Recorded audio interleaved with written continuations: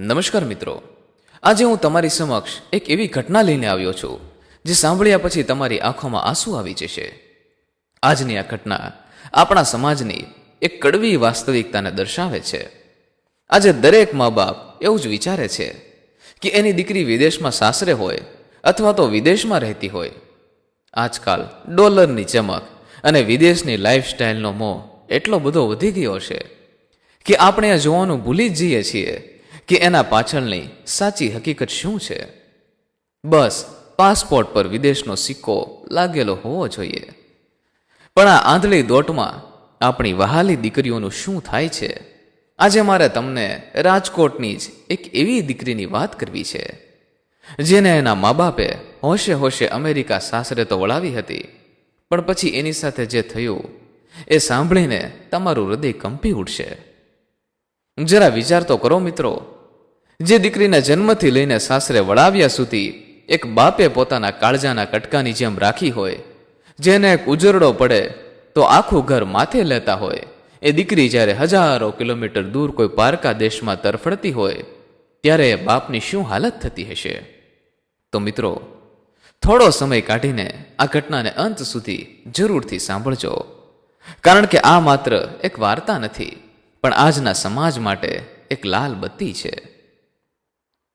રાજકોટના કાલાવા રોડ પર આવેલા એક મધ્યમ વર્ગીય વિસ્તારમાં રમેશભાઈ અને સુધાબેનનો એક નાનકડો પણ સુખી પરિવાર રહેતો હતો. રમેશભાઈની એક નાની એવી દુકાન, પણ એમની દુનિયાની સૌથી મોટી સંપત્તિ એટલે એમની એકની એક દીકરી અંજલિ. અંજલિ એટલે જાણે સાક્ષાત લક્ષ્મીજીનું સ્વરૂપ. આખા ઘરમાં એનો ખિલખિલાટ ગુંજતો હોય. ભણવામાં પણ હોશિયાર, સંસ્કારમાં તો પૂછવું જ શું મિત્રો. રમેશભાઈ તો દીકરીને દીકરાની જેમ જ ઉછેરી હતી. અંજલિ સવારે ઉઠે એટલે આખા ઘરમાં રોનક આવી જાય.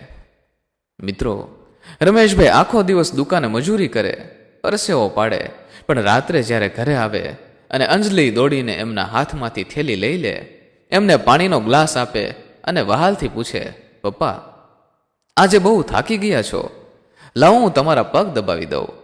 ત્યારે રમેશભાઈનો જાણે આખા દિવસનો થાક ક્ષણભરમાં ગાયબ થઈ જતો. એ દીકરીના માથે હાથ ફેરીને વિચારતા કે મેં પાછલા જન્મમાં કેવા પુણ્ય કર્યા હશે કે મને અંજલિ જેવી દીકરી મળી. રમેશભાઈ ઘણીવાર સુધાબેનને કહેતા, સુધા, આપણી અંજલિને તો હું એવા ઘરે આપીશ કે જ્યાં એ મહારાણીની જેમ રહે, કોઈ મોટા બંગલામાં, કોઈ મોટા શહેરમાં. અને આ સપનું જોતા જોતા અંજલિ ક્યારે મોટી થઈ ગઈ એની ખબર જ ન પડી. અંજલિ 23 વર્ષની થઈ, બીકોમ પૂરું કર્યું. હવે રમેશભાઈના ઘરે માંગા આવવાના શરૂ થઈ ગયા. રમેશભાઈની એક જ જીદ હતી, દીકરીને તો વિદેશમાં જ મોકલવી છે. અહીં ઇન્ડિયામાં શું રાખ્યું છે? મારી દીકરી અમેરિકા જશે અને સુખી થશે. મારી જેવી મધ્યમ વર્ગીય જિંદગી મારી દીકરીને નથી જીવવાની. અને મિત્રો, કહેવાય છે ને કે માણસ જ્યારે આંધળો થઈ જાય છે ત્યારે એને હકીકત દેખાતી નથી. રમેશભાઈના એક દૂરના સગા મારફતે અમેરિકાથી એક માગું આવ્યું. છોકરાનું નામ હતું રાહુલ. ન્યૂ જર્સીમાં રહેતો હતો અને કહેવાતું હતું કે એનો મોટો બિઝનેસ છે. ફોટા જોયા, છોકરો દેખાવડો હતો. રમેશભાઈ અને સુધાબેન તો રાજીના રેડ થઈ ગયા. અરે વાહ, આપણી દીકરી તો સીધી અમેરિકા જશે. પણ મિત્રો, અહીં જ સૌથી મોટી ભૂલ થઈ. રમેશભાઈએ છોકરાના બેકગ્રાઉન્ડ વિશે પૂરી તપાસ જ ન કરી. માત્ર સગાવાના કહેવા પર અને અમેરિકા નામ સાંભળીને જ હા પાડી દીધી. વિડીયો કોલ પર અંજલિ અને રાહુલની વાત કરાવવામાં આવી. રાહુલે મીઠી મીઠી વાતો કરીને અંજલિને પણ બોળવી લીધી. અંજલિ, તું તો બસ અમેરિકા આવ, તારે કોઈ કામ નથી કરવાનું. આપણે દર વીકેન્ડમાં ફરવા જઈશું, શોપિંગ કરીશું. આવી લોભામણી વાતોમાં એ ભોળી દીકરી ફસાઈ ગઈ. લગ્ન નક્કી થઈ ગયા. રાહુલ 15 દિવસ માટે રાજકોટ આવ્યો. રમેશભાઈએ પોતાની દીકરીના લગ્નમાં કોઈ કસર નહોતી રહેવા દીધી. એમણે પોતાની આખી જિંદગીની જમા પૂંજી કાઢી. એટલું જ નહીં, દીકરીને અમેરિકા મોકલવાની છે એટલે વટ રાખવા માટે પોતાનું જૂનું મકાન ગીરવે મૂકીને બેંકમાંથી લાખો રૂપિયાની લોન પણ લીધી. ધામધૂમથી લગ્ન લેવાયા. રાજકોટના મોટા પાર્ટી પ્લોટમાં રિસેપ્શન રાખ્યું. આખા સમાજમાં રમેશભાઈની વાહવાહી થવા લાગી કે જુઓ, રમેશભાઈની દીકરી તો અમેરિકા પહોંચી ગઈ. આખરે લગ્ન પછી વિદાયનો સમય આવ્યો મિત્રો. દીકરીની વિદાયનો પ્રસંગ એવો હોય છે કે પથ્થર દિલનો માણસ પણ રડી પડે છે. જ્યારે શરણાઈના કરુણ સૂર વાગતા હતા અને અંજલિ પોતાના રૂમની ચોખટ પકડીને રડી રહી હતી, ત્યારે જાણે રમેશભાઈના ઘરની દિવાલો પણ રડતી હતી. અંજલિ જ્યારે લાલ પાનેતરમાં રડતી રડતી પોતાના પિતાને વળગી, ત્યારે રમેશભાઈ ધ્રુસકે ને ધ્રુસકે રડી પડ્યા. અંજલિ કહેતી હતી, પપ્પા, મને તમારી બહુ યાદ આવશે, હું તમારા વગર કેવી રીતે રહીશ? રમેશભાઈએ પોતાના ધ્રુજતા હાથે એના આંસુ લૂછ્યા. એના માથે હાથ ફેરવતા કહ્યું, બેટા, ત્યાં જઈને તારે મહારાણીની જેમ રહેવાનું છે. તારું સપનું પૂરું થવા જઈ રહ્યું છે બેટા. ખુશ રહેજે મારી દીકરી. અમે તારા માટે આ બધું કર્યું છે. કોને ખબર હતી કે આ વિદાય એની ખુશીઓની પણ વિદાય હતી? કોને ખબર હતી કે જે દીકરીને એ મહારાણી બનાવવા મોકલી રહ્યા છે, એના નસીબમાં તો ગુલામીથી પણ બદતર જિંદગી લખાયેલી છે. અંજલિ અમેરિકા પહોંચી. શરૂઆતના 1-2 અઠવાડિયા બધું બરાબર લાગ્યું. અંજલિ રોજ વિડીયો કોલ કરીને માતા પિતાને અમેરિકાના રસ્તા, મોટી મોટી બિલ્ડિંગો બતાવતી. રમેશભાઈ પણ રાજકોટમાં બેઠા બેઠા ગર્વથી છાતી ફૂલાવતા અને પાડોશીઓને કહેતા કે જુઓ, મારી દીકરી ન્યૂયોર્કના ટાઈમ્સ સ્ક્વેર પર ઊભી છે. પણ ચિત્ર બહુ જલ્દી બદલાઈ ગયું. 1 મહિના પછી અંજલિના ફોન આવવાના ઓછા થઈ ગયા. ક્યારેક ફોન આવે તો એનો અવાજ બહુ ધીમો અને ડરેલો હોય. રમેશભાઈ પૂછે, કેમ બેટા, બધું બરાબર તો છે ને? તો ઉદાસ કેમ લાગે છે? તો એ માત્ર એટલું જ કહેતી, હા પપ્પા, બધું બરાબર છે. રાહુલને કામ બહુ હોય છે એટલે સમય નથી મળતો. અરે પિતાનું હૃદય તો દીકરીના અવાજ પરથી પારખી જાય છે કે કંઈક ગડબડ છે. પણ રમેશભાઈને થતું કે નવી જગ્યા છે એટલે ગોઠવાતા થોડી વાર લાગશે. પણ હકીકત કંઈક અલગ જ હતી મિત્રો. ન્યૂ જર્સીના એ મોટા ઘરમાં અંજલિ એક પત્ની નહીં, પણ એક મફતની નોકરાણી બની ગઈ હતી. પેલો રાહુલ, જેને રમેશભાઈ સંસ્કારી માનેલો, એ હકીકતમાં 1 નંબરનો શરાબી અને ક્રૂર માણસ હતો. એનો કોઈ મોટો બિઝનેસ ન હતો. એ ત્યાં એક સામાન્ય સ્ટોરમાં કામ કરતો હતો અને બેફામ જુગાર અને શરાબની લતને કારણે દેવામાં ડૂબેલો હતો. એને માત્ર ઘરકામ કરવા માટે અને ઇન્ડિયાથી દહેજ લાવવા માટે જ લગ્ન કર્યા હતા. અંજલિના જે પણ દાગીના હતા એ રાહુલે પહેલે જ મહિને વેચીને પોતાના દેવા ચૂકવી દીધા હતા. રાહુલે અંજલિનો પાસપોર્ટ અને ફોન પોતાની પાસે છીનવી લીધા. સવારે 6 વાગ્યાથી લઈને રાતના 12 વાગ્યા સુધી અંજલિએ ઘરનું બધું જ કામ કરવાનું, વાસણ ઘસવાના, કપડાં ધોવાના, ઘરના આખા ફ્લોર સાફ કરવાના. તમે જ વિચારો મિત્રો, જે દીકરીને એના પિતાએ રાજકોટમાં ફૂલની જેમ ઉછેરી હતી, જેને ક્યારે ઊંચા અવાજે કોઈએ બોલાવી ન હતી, એ દીકરી હજારો કિલોમીટર દૂર એક પારકા દેશમાં -°C ઠંડીમાં એ રાક્ષસના માર ખાઈ રહી હતી. જો શાકમાં મીઠું ઓછું પડે તો એ શરાબી રાહુલ અંજલિને વાળ પકડીને મારતો. એક દિવસ તો રસોઈ બનાવતા અંજલિનો હાથ દાજી ગયો તો દવા લગાવવાની જગ્યાએ રાહુલે ગરમ ચાનો કપ એના પર ફેંક્યો હતો. એની પીઠ પર પટ્ટાના સોળ પડી ગયા હતા. એ ચીસો પાડતી, રડતી, 2 હાથ જોડીને કરગરતી, મને મારશો નહીં, મને મારા પપ્પા પાસે જવા દો. પણ ત્યાં એની ચીખ સાંભળનારું કોઈ ન હતું. અમેરિકાના બંધ દરવાજા પાછળ એક ગુજરાતી દીકરીનું રોજ જાણે શોષણ થઈ રહ્યું હતું, શારીરિક અને માનસિક. જ્યારે નવરાત્રિનો તહેવાર આવે ત્યારે અંજલિને રાજકોટના ગરબા બહુ યાદ આવતા. એ પોતાના રૂમમાં બેઠી બેઠી એકલી રડતી હોય અને પેલો રાહુલ બહાર પોતાના મિત્રો સાથે જાણે મહેફિલો ઉડાવતો હોય. આ હતી એ સોનેરી અમેરિકાની અસલી હકીકત. આમ ને આમ 6 મહિના વીતી ગયા. દીકરીનો અવાજ સાંભળ્યા વગર રમેશભાઈ અને સુધાબેન અહીં રાજકોટમાં અડધા થઈ ગયા હતા. રાત્રે સુધાબેન દીકરીનો ફોટો છાતીએ લગાડીને રડ્યા કરતા કે મારી દીકરી કેવી હશે, ક્યાં હશે. એક દિવસ અમેરિકામાં કાતિલ ઠંડી પડી રહી હતી. બહાર બરફ વરસી રહ્યો હતો અને તાપમાન -10 ડિગ્રી પર હતું. રાત્રે રાહુલ ફૂલ નશામાં આવ્યો. અંજલિ વખતે સખત તાવમાં હતી. એનું શરીર ધ્રુજી રહ્યું હતું. એણે હિંમત કરીને રાહુલને કહ્યું, મને બહુ તાવ છે, મારાથી ઊભા પણ નથી થવાતું, મને કોઈ દવા લાવી આપો ને પ્લીઝ. આ સાંભળીને રાહુલે ગુસ્સામાં આવીને એ બીમાર અંજલિના પેટમાં જોરથી લાત મારી. એ નિર્દય માણસે એને વાળથી પકડીને ખસેડી -10 ઠંડીમાં ઘરની બહાર કાઢી મૂકી અને દરવાજો અંદરથી લોક કરી દીધો. મિત્રો, જરા આંખ બંધ કરીને કલ્પના તો કરો એ દૃશ્યની. શરીર પર માત્ર એક પાતળો સુતરાવ ડ્રેસ, પગમાં ચપ્પલ નહીં, અને બહાર હાડ થીજવી દે એવી અમેરિકાની કાતિલ ઠંડી અને બરફનો વરસાદ. અંજલિ બરફમાં ખુલ્લા પગે ઊભી હતી. એ દરવાજો ખખડાવતી રહી, લોહી લુહાણ હાથે બારણું પીડતી રહી. રાહુલ, પ્લીઝ દરવાજો ખોલો, હું અહીં બહાર મરી જઈશ, મને માફ કરી દો, હું કાલે બધું કામ કરી દઈશ, પણ મને અંદર લઈ લો. પણ અંદરથી દરવાજો ન ખુલ્યો. મિત્રો, ઠંડીથી એનું શરીર લીલું પડવા લાગ્યું. એના હોઠ થીજી ગયા હતા. એને લાગ્યું કે આજે એનો છેલ્લો દિવસ હશે. મિત્રો, આગળની કહાનીમાં શું બને છે તેની વાત કરીશું તેના પહેલા અમે થોડા એવા નામ ઉલ્લેખ કરવા માંગીએ છીએ જે મિત્રોએ આપણી ચેનલના ખરાબ સમયમાં પણ આપણને સાથ આપેલો છે, જેથી ગુજરાતી વોઇસ ચેનલ આપનું આભારી છે.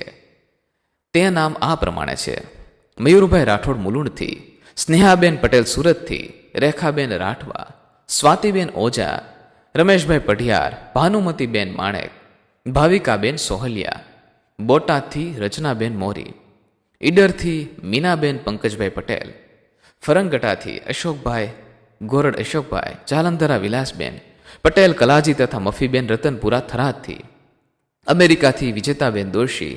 આ સિવાય પણ ઘણા બધા મિત્રો જે આપણી ચેનલ સાથે જોડાયેલા છે તેમના નામ પણ આ પ્રમાણે છે: હરિભાઈ વિઠલાણી, દક્ષાબેન પટેલ, હર્ષદભાઈ ગોહિલ, સુરતથી રાજેશભાઈ, ભરતભાઈ પટેલ.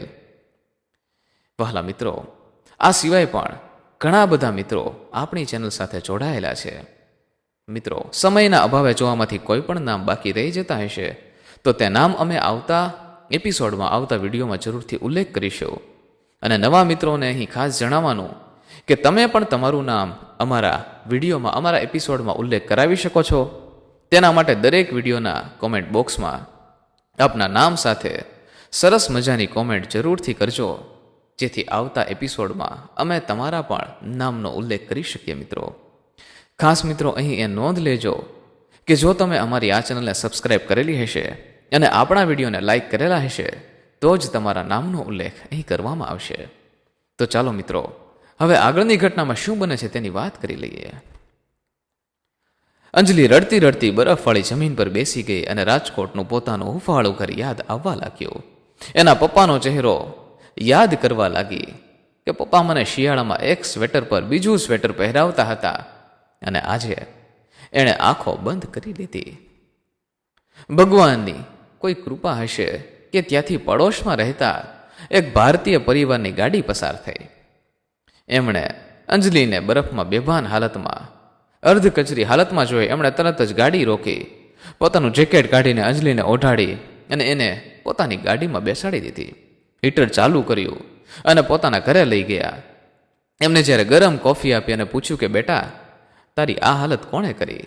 ત્યારે અંજલિ ધ્રુસકે ને ધ્રુસકે રડી પડી.